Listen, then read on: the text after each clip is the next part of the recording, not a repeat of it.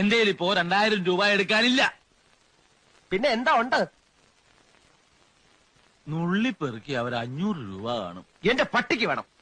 മര്യാദക്ക് 2000 രൂപ എന്റെ കയ്യിൽ എണ്ണി തന്നില്ലെങ്കിൽ അതിന്റെ പ്രത്യാഘാതകം. പ്രത്യാഘാതം മേഘം എന്നുള്ളതിന്റെ ഇയാൾ എന്നെ പഠിപ്പിക്കൊന്നും വേണ്ട. പ്രത്യാഘാതം അത് ഭയങ്കരമായിരിക്കും.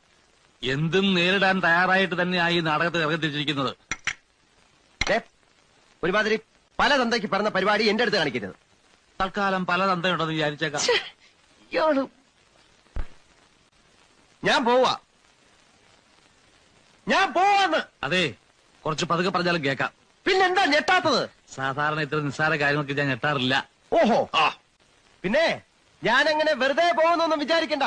ഈ വിവരം മുഴുവൻ ആ മൂപ്പിലാനെ കണ്ട് ധരിപ്പിച്ചിട്ടേ ഞാൻ പോവും. ഒരു ചാൻസ് കൂടെ തരാം. 250 250 ഉറപ്പിക്കുന്നോ? രണ്ടുപേരോടും കൂടെ ചോദിക്കുന്നത്.